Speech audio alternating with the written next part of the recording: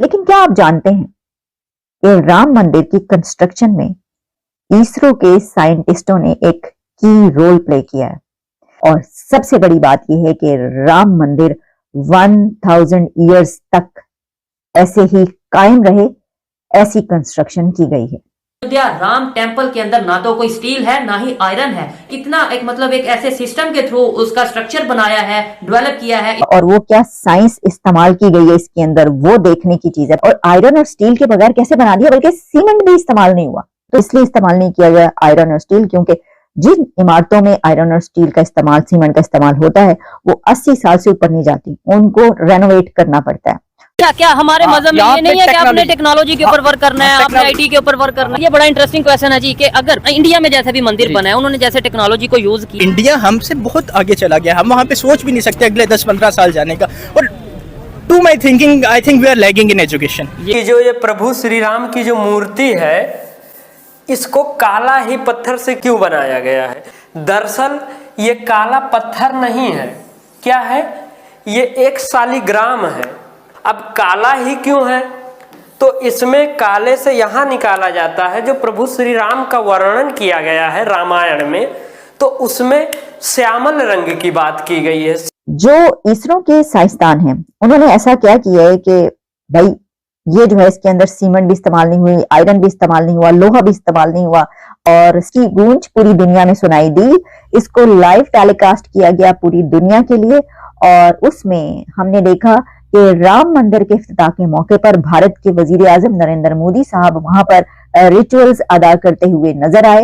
ये एक बहुत बड़ी सेरेमनी थी, एक ऐसा इवेंट था जिसको तारीखी लम्हा कहा गया कि इंडिया को इस लम्हे का, इस मोमेंट का सिर्फ सालों से या डेकेड से इंतजार नहीं था, बल्कि इसका इंतजार वो सदियों से कर रहे थे। इससे ये भी पता चलता है, ये भी कहा जा रहा है कि भारत के वजीर आजम जो सोचते हैं वो कर दिखाते हैं।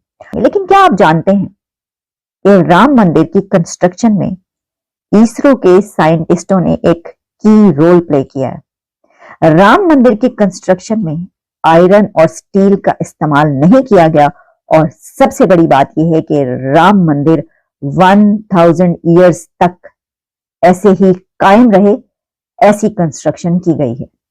तो इसको बरसों के लिए नहीं बल्कि सदियों के लिए बनाया गया है। इसकी कंस्ट्रक्शन ऐसे की गई है जिसमें साइंस का इस्तेमाल किया गया। इसके ऊपर पूरी दुनिया से मुबारकबादें दी जा रही हैं इंडिया को और उनके वजीर आजम नरेंद्र मोदी साहब को कि जी जो तुसी करके विखाता जे वो कोई नहीं कर सकता सी बस।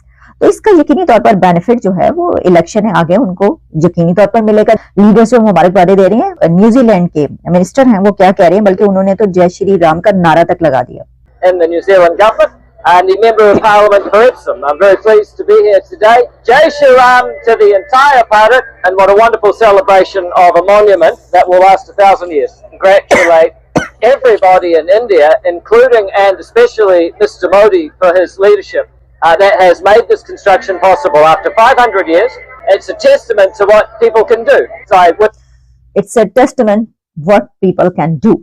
और उन्होंने इनका 1000 ईयर्स के लिए जो है ये यहाँ पर कायम किया गया इसको, यानी 1000 ईयर्स, सर्दी हो, गर्मी हो, धूप और सूरज की, बारिश, तूफान, सैलाब, इसका कुछ नहीं बिगाड़ सकेंगे। इसकी वजह ये है कि ये इस तरीके से कंस्ट्रक्शन की गई है कि 1000 ईयर्स तक जो है इसके ऊपर इसका कोई असर नहीं पड़ेगा।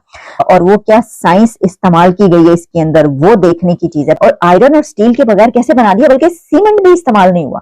जो इसरो के साइंसदान हैं, उन्होंने ऐसा क्या किया है कि भाई ये जो है इसके अंदर सीमेंट भी इस्तेमाल नहीं हुई, आयरन भी इस्तेमाल नहीं हुआ, लोहा भी इस्तेमाल नहीं हुआ, और स्टील भी इस्तेमाल नहीं हुआ। तो इसलिए इस्तेमाल नहीं किया गया आयरन और स्टील, क्योंकि जिन इमारतों में आयरन और स्टील का इस्तेमाल, सीमेंट का इस्तेमाल होता है, वो 80 साल से ऊपर नहीं जाती, उनको रेनोवेट करना पड़ता है।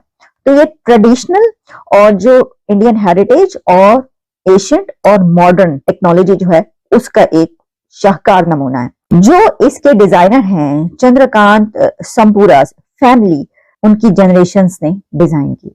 100 टेम्पल्स उनकी पूरा खानदान बनाता रहा है और बना चुका है अब तक, और उनको इसके लिए सिलेक्ट किया गया कि वो इसका डिजाइन बनाएं और सारा इसको देखें। Very best quality granite, sandstone and marble has been used and there is no use of cement and lime mortar in the joints.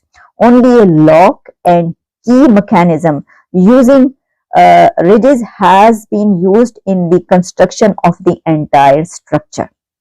ये इसका मैकेनिज्म बताया गया और इसमें कहा है कि जब ये सारा बन रहा था तो उस वक्त ये एनालाइज किया गया कि it was found that the ground below the temple was Sandy and unstable, क्योंकि उसमें जो है सरायो रिवर जो है, तो उस वक्त ये सोचा गया कि ये चैलेंज है, अब इसको क्या किया जाए। तो उन्होंने कहा कि जो इसरो के साइंटिस्ट हैं उन्होंने इसके जो प्रॉब्लम है इसका सोल्यूशन ढूंढ निकाला और फिर उन्होंने क्या किया कि फर्स्ट जो सॉइल थी उसको एंटायर टेम्पल एरिया जो था उसको निकाल दिया गया और उसके बाद on depth of 15 meters engineered soil was laid in the area to a depth of 12 to 14 meters and 47 layered bases were compacted to make it solid rock like.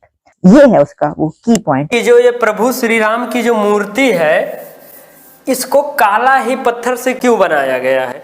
दरअसल ये काला पत्थर नहीं है, क्या है, ये एक शालिग्राम है जो नेपाल की गंडक नदी से निकाला गया है।